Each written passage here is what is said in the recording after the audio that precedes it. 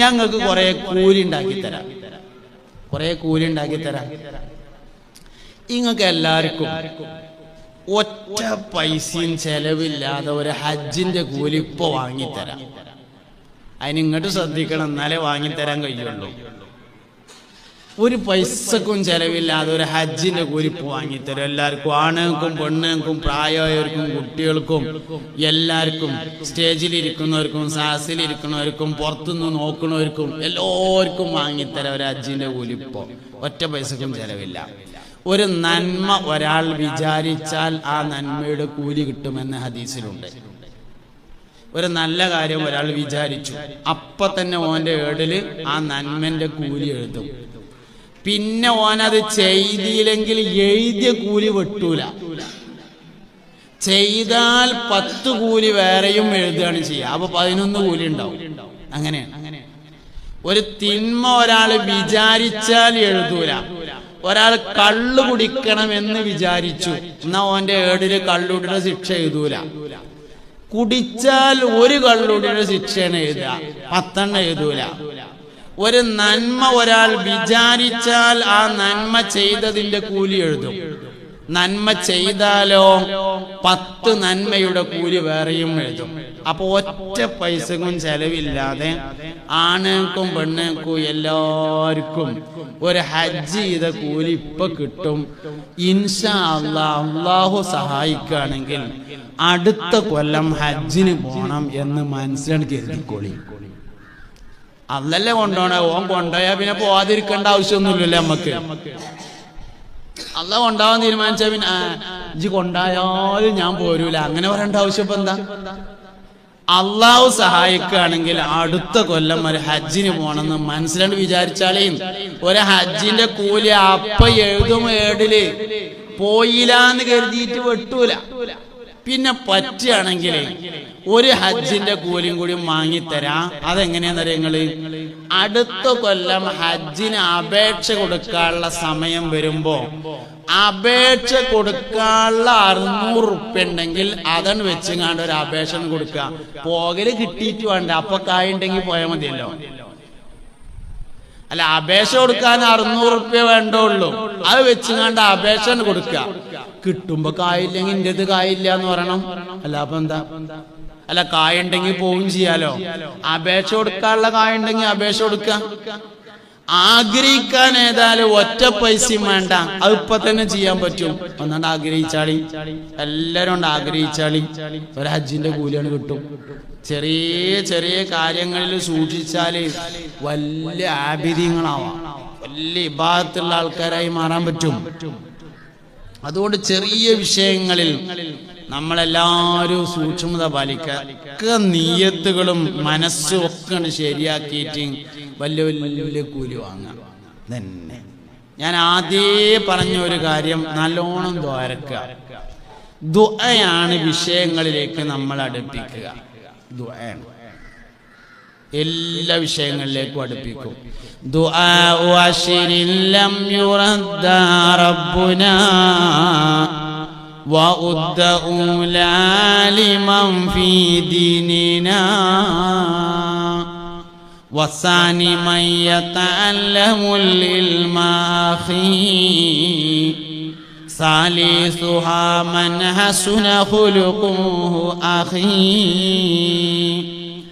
وأدخل لي رابعا أيتاما سخميسها المارض قم مهتمما. 10 ആൾക്കാരെ ദുആക്ക് ഉടനെ ഇജാബത്ത് കിട്ടുന്നതാണ്. 10 ആളുകളുടെ ദുആക്ക് ഉടനെ ഇജാബത്തുണ്ട്. 10 സന്ദർഭങ്ങളിലെ ദുആക്ക് വേഗത്തിൽ പെട്ടെന്ന് ഇജാബത്തുണ്ട്. 10 സന്ദർഭങ്ങളിൽ ദുആക്ക് വേഗ ഇജാബത്ത് ഉണ്ടാവും. 10 ആൾക്കാരുടെ ദുആക്ക് വേഗ ഇജാബത്ത് ഉണ്ടാവും. ഒന്നാമത്തത് ആലിമിന്റെ ദുആക്ക് ഉണ്ടാവും. 3 എണ്ണാണ് ഞാൻ പറയണത് കേട്ടോ, മൊത്തം വിശദീകരിക്കണില്ല. ഒന്നാമത്തത് ആലിമിന്റെ ദുആക്ക് ഇജാബത്തുണ്ട്. രണ്ടാമത്തേത് മുതഅല്ലിമിന്റെ ദുആക്ക് ഇജാബത്തുണ്ട്. മൂന്നാമത്തേത് സൽസ്വഭാവിയുടെ ദുആക്ക് ഇജാബത്തുണ്ട്. മൂന്നാമത്തെ പറയാനാണ് ഞാൻ ആ വിഷയങ്ങളോട് പറഞ്ഞത്. വലൈക്കും സലാം. ഇങ്ങോട്ട് നോക്കി എല്ലാരും. ഇന്നനാ നർജു ഇലാ കഅസി ഹൗളിക ലിൽ ആതശ് യൗമ നശ്രി കിതാബിയാ സയ്യിദി ഖൈറൻ നബി ലാ ഇലാഹ ഇല്ലല്ലാഹു ഓർക്കെ ഇല്ലല്ലാഹ് ലാ ഇലാഹ ഇല്ലല്ലാഹു മുഹമ്മദുർ റസൂലുള്ളാഹ് അശ്ശഫാഅത ഹബ്ലനാ ഫിൽ ഖിയാമത്തി മുശ്ഫിഖൻ വഹ്ലനാ ഇൻദാഅയാ سيدي خير النبي لا إله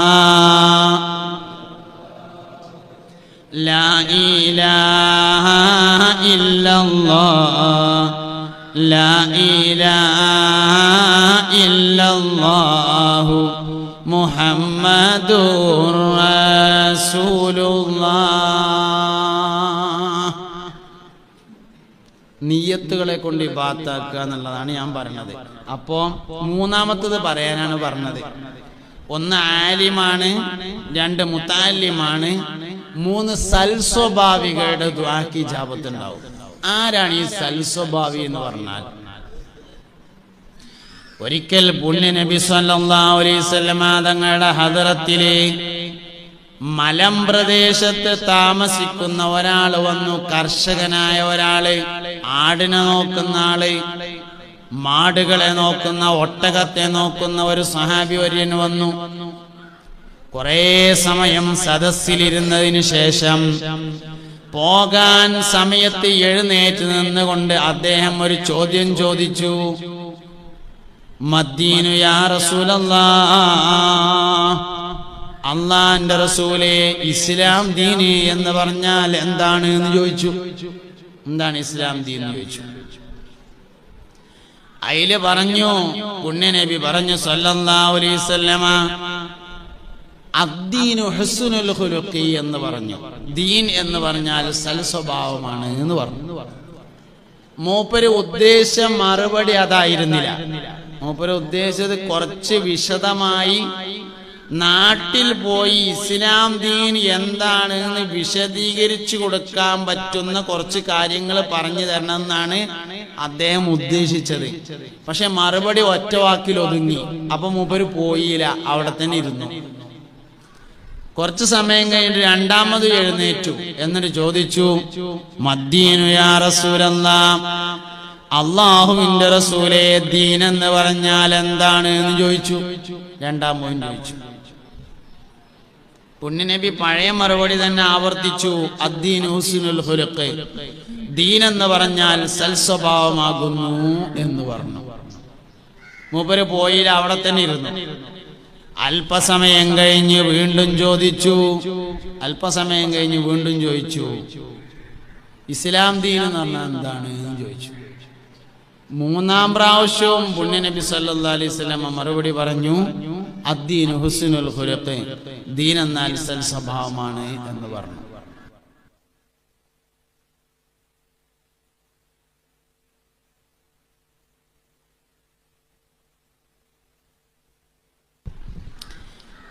മൂന്നാമതും അങ്ങനെ തന്നെ മറുപടി പറഞ്ഞപ്പോൾ മൂപ്പര് പോകാൻ വേണ്ടി ഒരുങ്ങി. അപ്പൊ നബി സല്ലല്ലാഹു അലൈഹി വസല്ലം തങ്ങൾ ഇങ്ങോട്ട് തന്നെ വിളിച്ചിട്ട് ചോദിച്ചു, വമാ ഹുസ്നുൽ ഖുലുഖ് എന്ന് ചോദിച്ചു. സൽസ്വഭാവം എന്നാൽ എന്താണെന്ന് നിനക്കറിയാമോ എന്ന് ചോദിച്ചു തിരിച്ച്. അപ്പോൾ അദ്ദേഹം പറഞ്ഞു, അല്ലാഹു വറസൂലുഹു അലം, അള്ളാഹുവിനും അവന്റെ റസൂലിനും അറിയാം എന്ന് പറഞ്ഞപ്പോ നബി തങ്ങൾ പറഞ്ഞു സല്ലല്ലാഹു അലൈഹി വസല്ലം, ലാ തഗ്ലബ് അഹദാ, നീ ആരോടും ദേഷ്യപ്പെടാതിരിക്കലാകുന്നു സൽസ്വഭാവം എന്ന് പറഞ്ഞു. ശരിക്ക് സൽസ്വഭാവത്തെ ഒറ്റവാക്കിൽ ഒതുക്കാൻ കഴിയില്ല. എന്നാ പിന്നെ സൽസ്വഭാവത്തെ ഒറ്റവാക്കിൽ ഒതുക്കാൻ പറ്റുന്നത് ഈ ഹദീസിലാണ്. നീ ആരോടും ദേഷ്യപ്പെടാതിരിക്കലാണ് സൽസ്വഭാവം. ഇനി നമ്മൾ ആലോചിക്കുക, നമ്മൾ സൽസ്വഭാവികളാണോ എന്ന് ആലോചിക്കുക. ദേഷ്യം വരുന്നുണ്ടോ? നമ്മൾ സൽസ്വഭാവികളല്ല. ഈറ പിടിച്ചിട്ട് ആൾക്കാരെ മേക്കെട്ട് അരിയിട്ട് അവസാനം പ്രഷറിനെ കുറ്റം പറഞ്ഞതുകൊണ്ട് കാര്യമൊന്നുമില്ല. നമുക്ക് അങ്ങനെയാണ്. ദേഷ്യം വന്നിട്ട് ആൾക്കാരോട് തൊള്ളേ തോണിയൊക്കെയാണ് പറയും. എന്നിട്ട് പറയും എന്ത്, അത് ഞാൻ പ്രഷർ കയറിയപ്പോ പറഞ്ഞതാണ് എന്ന് പറയും. പ്രഷർ കയറിയാൽ ആൾക്കാരെ മേലക്ക് കയറും, മേക്കെട്ട് കയറും എന്നെവിടെയും പറഞ്ഞിട്ടില്ല. അങ്ങനെ ഒരു ന്യായമല്ല ശരിക്കും. സൽസ്വഭാവത്തെ ഒറ്റവാക്കിൽ ഒതുക്കാമെങ്കിൽ അത് ഒതുക്കാവുന്നത് ദേഷ്യപ്പെടാതിരിക്കുക എന്നതാണ്. അപ്പൊ നമ്മൾ എന്തു വേണം? ഈറ പിടിച്ചാത്ത ഒരാളെ കണ്ടാല് അയാളോട് ദ്വാരക്കാൻ പറയാം. അയാൾ ദ്വാക്കി, അതാണ് സൽസ്വഭാവി അറിഞ്ഞാല്. ദേഷ്യം വരാത്ത ഒരാളെ കണ്ടു എന്ന് വിചാരിക്കാം. ഒരു ദേഷ്യം പിടിക്കാത്ത ആള്, ഈറ വരാത്ത ഒരാള്, സൽസ്വഭാവത്തിന്റെ അടയാളമാണത്. അയാളെ കണ്ടാല് അയാളോട് ദുആ ചെയ്യാൻ വേണ്ടി പറയുക. സൽസ്വഭാവിയുടെ ദുആക്ക് പെട്ടെന്ന് ഇജാബത്തുണ്ട്. 10 സന്ദർഭങ്ങളിലെ ദുആക്ക് പെട്ടെന്ന് ഇജാബത്തുണ്ടെന്നാണ്. 10 സന്ദർഭങ്ങളിലെ ദുആ. അതിലൊന്ന് മഴ പെയ്യുന്ന സമയത്തുള്ള ദുആക്ക് പെട്ടെന്ന് ഇജാബത്ത് കിട്ടും. ഹജ്ജിന്റെ വേളയിലുള്ള ദുആക്ക് ഇജാബത്തുണ്ട്. രോഗിയായി കിടക്കുമ്പോഴുള്ള ദുആക്ക് ഇജാബത്തുണ്ട്. നിസ്കാര ശേഷമുള്ള ദുആക്ക് പെട്ടെന്ന് ഇജാബത്തുണ്ട്. ദാനധർമ്മങ്ങൾക്ക് ശേഷമുള്ള ദുആക്ക് പെട്ടെന്ന് ഇജാബത്തുണ്ട്. ഖുർആൻ ഓതിയതിന്റെ ശേഷമുള്ള ദുആക്ക് പെട്ടെന്ന് ഇജാബത്തുണ്ട്. 10 സന്ദർഭങ്ങളിലെ ദുആക്ക് പ്രധാനപ്പെട്ട ഇജാബത്തുള്ളതിലെ ഒരു സന്ദർഭം മഴ പെയ്യുന്ന സമയമാണ്. അവ മഴ പെയ്യുമ്പോ നമ്മൾ നല്ലോണം ദ്വാരക്കണം. ദുആക്ക് വളരെ പെട്ടെന്ന് ഇജാബത്ത് കിട്ടുന്ന ഒരു സമയമുണ്ട്. ഖതീബ് 1-ാം ഖുതുബ കഴിഞ്ഞ് 2-ാം ഖുതുബയിലേക്ക് എഴുന്നേൽക്കുന്നതിന്റെ ഇടയിലുള്ള സമയം. മിമ്പറിൽ ഖതീബ് ഖുതുബ ഓതാൻ വേണ്ടി കയറിയിട്ട് ഒരു ഖുതുബ കഴിയും, 1-ാമത്തെ ഖുതുബ. അങ്ങനെ ഒരു ചെറിയ ദുആയൊക്കെ നടത്തിയിട്ട് കലാമു റബ്ബിൽ ആലമീൻ എന്ന് പറഞ്ഞിട്ട് ഒരു ആയത്ത് ഓതും. വൽ ഫജ്രി വലയാലിൻ അശ്ർ വശഫ്ഇ വൽ വത്ർ വല്ലൈലി ഇദാ യസ്ർ ഹൽ ഫീ ദാലിക ഖസമുൽ ലിദീ ഹിജ്ർ ബാറക്കല്ലാഹു ലനാ വലക്കും ബിൽ ഖുർആനിൽ അദീം എന്നൊക്കെ പറഞ്ഞിട്ട് ദ്വാരക്കും. എന്നിട്ട് പിന്നെ അവിടെ ഇരിക്കും. ആ ഇരിക്കുമ്പോ ഖതീബിന് സുന്നത്തുള്ളത് സൂറത്തുൽ ഇഖ്ലാസ് ഓതലാണ്, ഖുൽ ഹുവല്ലാഹു അഹദ് ഓതലാണ്. എന്നാൽ താഴെ ഇരിക്കുന്ന മഅ്മൂമീങ്ങൾക്ക് അത് ദുആക്ക് ഇജാബത്തുള്ള ഒരു പ്രധാനപ്പെട്ട സമയമാണ്. പ്രധാനപ്പെട്ട കാര്യത്തിന് വേണ്ടി ദുആ ചെയ്യണം. നമ്മുടെ ജീവിതത്തിൽ വളരെയധികം പ്രയാസമുള്ള ഒരു കാര്യം, ഉദാഹരണമായിട്ട് കുറച്ച് കടം വീടാണ്ട്, അല്ലെങ്കിൽ കുട്ടിന്റെ കല്യാണം ശരിയാക്കാണ്ട്, 5-6 വെള്ളിയാഴ്ച ഈ സമയം സൂക്ഷിച്ച് ദോരം നോക്കി സംഗതി ക്ലിയറാവും. ഖതീബ് മിമ്പറിൽ ഇരിക്കുന്ന സമയം, 2 ഖുതുബന്റെ ഇടയിൽ ദുആയിലെ ഏറ്റവും പ്രധാനപ്പെട്ട ഒരു ഭാഗം ഹംദാണ്. അപ്പോൾ ഒരു അൽഹംദുലില്ലാ എന്ന് പറയാം. ദുആയിലെ വളരെ പ്രധാനപ്പെട്ട ഒരു ഭാഗം സ്വലാത്താണ്, അല്ലാഹുമ്മ സ്വല്ലി അലാ മുഹമ്മദ് എന്നും പറയാം. എന്നിട്ട് ഏത് ഭാഷയിലായാലും കുഴപ്പമില്ല, നമ്മളെ ജീവിതത്തിൽ വളരെ പ്രധാനപ്പെട്ട ഒരു വിഷയത്തിന് വേണ്ടി ദ്വാരക്കുക. പടച്ചോനെ എന്റെ കടം വീട്ടി സലാമത്താക്കി തരണേ. ഒന്നുമില്ലെങ്കിൽ എല്ലാ ദുആയും ഉൾക്കൊള്ളുന്ന ഒരു ദുആയുണ്ട്, അത് ദ്വാരക്കുക. റബ്ബനാ ആതിനാ ഫിദ്ദുനിയാ ഹസനതൻ വഫിൽ ആഖിറതി ഹസനതൻ വഖിനാ അദാബന്നാർ. ദുആക്ക് വളരെ പ്രധാനപ്പെട്ട, ദുആക്ക് ഇജാബത്തുള്ള ഒരു സമയമാകുന്നു അത്. ഇങ്ങനെ ദുആക്ക് ഇജാബത്തുള്ള സമയങ്ങൾ സൂക്ഷിക്കുക. ദുആക്ക് ഇജാബത്തുള്ള ആളുകളെ കണ്ടാൽ പ്രത്യേകമായി ദുആ ചെയ്യാൻ പറയുക. അവരോട് പ്രത്യേകമായി നമ്മൾ ദ്വാരക്കാൻ വേണ്ടിയിട്ട് ആവശ്യപ്പെടുക. സാലിഹ്യങ്ങളായ ആൾക്കാരെ കാണുമ്പോൾ, സൽസ്വഭാവമുള്ള ആളുകളെ കാണുമ്പോൾ, യതീമിനെ കാണുമ്പോൾ യതീമിന്റെ ദുആക്ക് ഇജാബത്തുണ്ട്. ആലിമീങ്ങളെ കാണുമ്പോ, മുതഅല്ലിമീങ്ങളെ കാണുമ്പോ ഇങ്ങനെ നമ്മൾ നല്ലോണം ദുആ ചെയ്യുന്നവരാകുക. സ്വകാര്യതയിലുള്ള ദുആ, അത്താഴ സമയത്തുള്ള ദുആ, തഹജ്ജുദ് നിസ്കാരത്തിന് എഴുന്നേറ്റുകൊണ്ടുള്ള ദുആ, സുബ്ഹിന്റെ മുമ്പുള്ള ദുആ, ഇങ്ങനെ എല്ലാ സമയത്തും ഉത്തരം കിട്ടുന്ന എല്ലാ സമയത്തും ദ്വാരക്കാം. ചെറിയ കാര്യങ്ങൾക്ക് ദ്വാരക്കാം, വലിയ കാര്യങ്ങൾക്ക് ദ്വാരക്കാം. മലയാളത്തിൽ ദ്വാരക്കാം. അറബിയിൽ ദ്വാരക്കുമ്പോ ഏറ്റവും നല്ലത് ആരെങ്കിലുമൊക്കെ ദുആ ചെയ്ത ദുആ അതേമാതിരി ദ്വാരക്കലാണ്.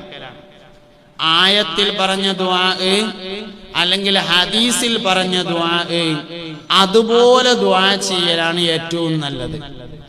കാരണം എന്താ വെച്ചാല് ദുആയിൽ കുറെ മര്യാദക്കേട് വരാൻ സാധ്യത ഉണ്ട് എന്നാണ്. അടിമയായ മനുഷ്യൻ ഉടമയായ അള്ളാഹുവിനോട് ഒരു സംസാരം നടത്തുമ്പോ അതിലൊരുപാട് മര്യാദ സൂക്ഷിക്കണം. നമ്മൾ സാധാരണ ഒരു മുതലാളിനോട് വർത്താനം പറയുമ്പോ തന്നെ കുറെ ശ്രദ്ധിച്ചാലുള്ള പറയാം. അല്ലെങ്കിൽ നമ്മളൊരു സാധാരണ ഒരു പഞ്ചായത്ത് പ്രസിഡന്റിനോട്, അല്ലെങ്കിൽ ഒരു ജില്ലാ പഞ്ചായത്ത് പ്രസിഡന്റിനോട്, അല്ലെങ്കിൽ ഒരു ജില്ലാ കലക്ടറോട് നമ്മൾ സംസാരിക്കുകയാണെന്ന് വിചാരിക്കാം. എന്നാൽ അതിന്റെ കുറെ മര്യാദകൾ പാലിച്ചാണ് സംസാരിക്കുക. ഇത് രാജാക്കന്മാരുടെ രാജാക്കായ മലിക്കുൽ മുലൂക്കായ അല്ലാഹു റബ്ബുൽ ഇസ്സത്തിനോടാണ് പറഞ്ഞത്. അതുകൊണ്ട് പറയണതിന്റെ മര്യാദ പാലിക്കണം എന്നാണ്. അദബുകൾ പാലിക്കണം. അദബ് പാലിക്കാൻ കഴിയണമെങ്കിൽ അദബ് പാലിച്ച് പറഞ്ഞ ആരുടെയെങ്കിലും ദുആ അതേമാതിരി എടുക്കലാണ് ഏറ്റവും നല്ലത്. ഹദീസിൽ വന്ന ദുആ, ആയത്തിൽ വന്ന ദുആ, അമ്പിയാക്കൾ ദുആ ചെയ്ത ദുആ, ഇങ്ങനെയുള്ള ദുആകൾ എടുത്തിട്ട് ദ്വാരക്കാം. അതാണ് ഏറ്റവും നല്ലത്. അറബിയിലാവുമ്പോൾ. മലയാളത്തിലാവുമ്പോഴും സൂക്ഷിക്കേണ്ടത് തന്നെയാണ്. മര്യാദക്കേടുള്ള ദുആ ദ്വാരക്കാൻ പാടില്ല. നാലും പഠിച്ചോലെ ജിന്നങ്ങനാക്കി തീർത്തിലേ എന്നൊന്നും ദ്വാരക്കാൻ പാടില്ല. നമ്മളങ്ങനെയൊക്കെ എന്ത് കാര്യം ചെയ്തിട്ടാണ് റബ്ബേ എന്നോട് ഇത്രയും കടുപ്പം കാട്ടുന്നത് പഠിച്ചോനെ, അങ്ങനെ ദ്വാരക്കാൻ പാടില്ല. ഞമ്മക്ക് നിഅമത്തുകൾ അള്ളാഹുവിന്റെ ഭാഗത്ത് നിന്നാണെന്ന് മനസ്സിലാകൂല. എന്നാൽ പ്രയാസങ്ങൾ അള്ളാഹുവിന്റെ ഭാഗത്ത് നിന്നാണെന്ന് വേഗം മനസ്സിലാവും. ഇപ്പോ നമ്മളെ വീട്ടില് മജ്‌ലിസുന്നൂർക്ക് ബദരീങ്ങളുടെ പേരിലുള്ള ഒരു നീർച്ചപ്പെട്ടി ഉണ്ട് എന്ന് വിചാരിക്കാം. നമ്മളെ വീട്ടില് ബദരീങ്ങളുടെ പേരിലുള്ള ഒരു നീർച്ചപ്പെട്ടി ഉണ്ട്. പേരക്കുട്ടി വിരുന്ന് വന്ന് നമ്മളെ പേരേക്ക് പെരുന്നാളായിട്ട്. അപ്പൊ വിരുന്ന് വന്നപ്പോ ബസ്സിലൊക്കെ കയറിയിട്ട് വൈക്കുന്ന കുറെ ആൾക്കാരൊക്കെ കണ്ടുകാണ്ട് എന്തൊക്കെയാന്നറിയില്ല വീട്ടിൽ വന്നു നോക്കുമ്പോ നന്നായി പനിക്കണുണ്ട്, കുട്ടിക്ക് ചെറുതായിട്ടൊരു ഛർദിയൊക്കെ ഉണ്ട് എന്ന് വിചാരിക്കാം. എന്നാ നമ്മള് വേഗം ഒരു 10 ഉറുപ്പിക എടുത്തിട്ട് ഒരു ഫാത്തിഹയൊക്കെ ഓതി, ആയത്തിനെ കുറിച്ച് ഓതിയിട്ട് കുട്ടിന്റെ തലയൊക്കെ ഉയിഞ്ഞങ്ങാണ്ട് ബദരീങ്ങളുടെ നീർച്ചപ്പെട്ടിയിലിടും. എന്നാല് പേരക്കുട്ടി വന്നപ്പോ പനി ഉണ്ടായില്ല, വയറ്റ് നോക്കില്ല, ഛർദില്ല, ആ 10 ഉറുപ്പിക ഇടൂല്ല. ഇതാണ് വ്യത്യാസം. നമുക്ക് പ്രയാസങ്ങൾ വരുമ്പോൾ അള്ളാഹുവിനെ ഓർമ്മ വരും, സന്തോഷം വരുമ്പോൾ അള്ളാഹുവിനെ ഓർമ്മ വരൂല. ഒരു കാറ് വാങ്ങി നമ്മൾ എന്ന് വിചാരിക്കാം. അങ്ങനെ കാർ ഇങ്ങനെ പോകുമ്പോ എവിടെയെങ്കിലും ഒന്ന് തട്ടി, എന്നാ തട്ടിയ ഡേറ്റ് ഓർമ്മ ഉണ്ടാവും, തട്ടിയ സ്ഥലം ഓർമ്മ ഉണ്ടാവും, തട്ടിയ സമയം ഓർമ്മ ഉണ്ടാവും. അപ്പൊ വണ്ടിയിൽ ആരൊക്കെ ഉണ്ടായിരുന്നത് ഓർമ്മ ഉണ്ടാവും. കാറ് വാങ്ങിയത് ഓർമ്മ ഉണ്ടാവില്ല. കാറ് വാങ്ങാൻ പോയപ്പോ ആരേ ഉണ്ടായിരുന്നത്, ഇളയമുണ്ടായിരുന്നു എന്ന് തോന്നുന്നുണ്ട്. എന്നാ കാറ് തട്ടിയപ്പോ ആരുണ്ടായിരുന്നു എന്ന് ഓർമ്മ ഉണ്ടാവും. എന്താ കാര്യം? പ്രയാസങ്ങൾ നമ്മൾ വേഗം അള്ളാഹുവിലേക്ക് ചേർക്കും, നിഅമത്തുകൾ അള്ളാഹുവിലേക്ക് ചേർക്കൂല. മൈഗ്രെയിൻ തലവേദന ഉണ്ടായി. ഇപ്പൊ ഈ ക്ലാസ്സിനൊക്കെ വന്നുങ്ങാണ്ട് ഒച്ചപ്പാടും ബഹളമൊക്കെ കേട്ട് മൈക്കിന്റെ ശബ്ദമൊക്കെ കേട്ടുങ്ങാണ്ട് ചെന്നപ്പോ മൈഗ്രെയിൻ ഉണ്ടായി, തലവേദന. 15 മിനിറ്റ് ഭയങ്കര വേദന. അല്ലോ എപ്പ നോക്കിയാലും തലവേദന എന്ന് പറയും. സംഗതി 23.25 മണിക്കൂർ തലവേദന ഇല്ലാത്തത് അപ്പുറത്തുണ്ട്. കാമണിക്കൂറാണ് അല്ലെങ്കിൽ അരമണിക്കൂറാണ് തലവേദന ഉണ്ടായത്. തലവേദന ഇല്ലാത്ത 23.5 മണിക്കൂറിന് അരമണിക്കൂർ തലവേദന ഉണ്ടാകുമ്പോഴേക്ക് നമ്മൾ മറക്കും. നിഅമത്തുകളെ ഓർക്കാറില്ല, നിഖമത്തുകളെയാണ് ഓർക്കാറുള്ളത്. പ്രയാസങ്ങളെ നമ്മൾ ഓർക്കും, സൗകര്യങ്ങളെ ഓർക്കൂല. സൗകര്യങ്ങളെ ഓർക്കുമ്പോഴാണ് ദുആ ചെയ്യാൻ കഴിയുക. പ്രയാസങ്ങൾക്ക് മാത്രം ദ്വാരന്നാ പോരാ, സൗകര്യങ്ങൾക്കും ദ്വാരക്കണം എന്നാണ്. പടച്ചോനെ റബ്ബേ, അതായത് നമ്മൾ പരീക്ഷണമായി വിചാരിക്കുന്നത് രോഗത്തെ മാത്രമാണ്. ശരിക്ക് പരീക്ഷണം എന്ന് പറഞ്ഞാല് ആരോഗ്യവും പരീക്ഷണമാണ്. നിഅമത്താനി മഗ്ബൂനു ഫീഹിമാ കസീറും മിനന്നാസ് അസ്സിഹത്തു വൽ ഫറാഉ. ദണ്ണല്ല എന്നുള്ളതും പരീക്ഷണാണ്. അസുഖമുണ്ടായി എന്നത് മാത്രല്ല പരീക്ഷണം. ദണ്ണത്ത് കടന്ന് നമ്മൾ കാല് കേടുന്നു, കാലിൻ്റെ ഉള്ളിൽ കൂടെ കമ്പിട്ട് ഭയങ്കര വേദനയാണ്. അപ്പൊ നമുക്ക് തന്നെ തോന്നും, പടച്ചോനെ എന്തിനാണ് ഇന്നങ്ങനെ പരീക്ഷിക്കണത് എന്ന് തോന്നും. കാല് കേടുന്നില്ല, കാലിൻ്റെ ഉള്ളിൽ കൂടെ കമ്പില്ല, അത് വേറൊരു പരീക്ഷണാണ്. പക്ഷെ അത് നമുക്ക് പരീക്ഷണമായിട്ട് തോന്നൂല. ഇതെല്ലാം നമ്മുടെ ദുആയിൽ പ്രതിഫലിക്കും. അല്ലാഹുവേ പടച്ചോനെ, റോഡിൽ ചതച്ചരച്ച് മരിപ്പിക്കല്ല അല്ലാ എന്ന് പറയും നമ്മള്. എന്തേ പറഞ്ഞത്? അല്ലാഹുവേ റോഡിൽ ചതച്ചരച്ച് മരിപ്പിക്കല്ലേ അല്ലാ. അപ്പൊ പടച്ചോന്റെ പണി ഇപ്പൊ എന്താ? റോട്ടുമിട്ടിട്ട് ഇങ്ങനെ അരക്കുക. ഇങ്ങനെയൊക്കെ ഓരോ വിചാരം. ഇതൊക്കെ നമ്മൾ ദുആയിൽ വരുന്ന ഓരോ സാധന. മലയാളത്തിലെ ദുആയിൽ വരും ഇങ്ങനത്തെ ഓരോ സാധനങ്ങള്. അള്ളാന്റെ പണി റോട്ടുമിട്ടിട്ട് അരക്കലല്ല, അത് വേറെ വണ്ടി വരുന്നത് നോക്കാതെ കയറിയതാണ് കൂടുവയ്യെന്ന്. അത് പടച്ചോ അരച്ചോ എന്നല്ല, അത് പോയിങ്ങാണ്ടാണ് അരഞ്ഞതാണ്. എന്നിട്ട് അതിനും കുറ്റം പടച്ചോന്. പടച്ചോന്റെ പണി എന്താ? അല്ലാഹുവേ റോഡിൽ ചതഞ്ഞരഞ്ഞ് മരിക്കുന്നതിനെ തൊട്ട് കാക്കണേ അല്ലാ. അതാണ് അള്ളാന്റെ പണി. കാക്കലാണ് അള്ളാന്റെ പണി. ദണ്ണം തരരുത് അല്ലാ, കേട് തരരുത്, ക്യാൻസർ തരരുത്, കുഷ്ഠം തരരുത്, വെള്ളപ്പാണ്ട് തരരുത്. അള്ളാന്റെ പണി ഇപ്പൊ എന്താ? കുഷ്ഠുണ്ടാക്കി. കുഷ്ഠുണ്ടാക്കണത് എന്താ? അത് എന്റെ മനസ്സ് കേടുന്നതുകൊണ്ട് കുഷ്ഠുണ്ടായതാണ്. മാനസികമായ അസുഖമാണ്. ഇസ്ലാമികമായ അധ്യാപനം അനുസരിച്ച് രക്തരോഗമാണ്. ഭൗതികമായ ശാസ്ത്രവിജ്ഞാനം അനുസരിച്ച് കുഷ്ഠരോഗം എന്ന് പറയുന്നത് രക്തം കേടുവരുന്നതാണ്. അല്ലാതെ അപ്പൊ നമുക്കുണ്ടാവുന്ന വിപത്തുകൾ, ബുദ്ധിമുട്ടുകൾ അള്ളാഹുവിലേക്ക് ചേർക്കാൻ പറ്റൂല. സംഗതി അത് പടച്ചോനെ കാരണം, പക്ഷെ ചേർക്കാൻ പാടില്ല. ഇതിപ്പോ നമ്മള് ബൈത്തുല്ലാഹി എന്ന് പറയും. ഈ നിൽക്കുന്നത് ബൈത്തുല്ലാഹി, അള്ളാന്റെ വീട്. പള്ളി അള്ളാഹുവിന്റെ വീടാണെന്ന് നമ്മൾ പറയും. അമ്പലാരത?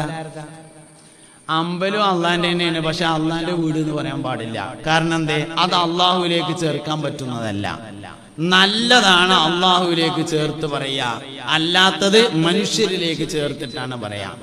ഇബ്രാഹിം നബി അലൈഹിസ്സലാം പറഞ്ഞിട്ടുണ്ട്, വഇദാ മരിദതു ഫഹുവ യശ്ഫീൻ. വഇദാ മരിദതു, ഞാൻ രോഗിയാകുമ്പോൾ, ഫഹുവ യശ്ഫീൻ, അല്ലാഹു ശിഫയാക്കുന്നവനാണ്. ഇബ്രാഹിം നബി അലൈഹിസ്സലാം തോരുന്നുണ്ട്, ഞാൻ രോഗിയാകുമ്പോൾ അല്ലാഹു ശിഫയാക്കുന്നവനാണ്.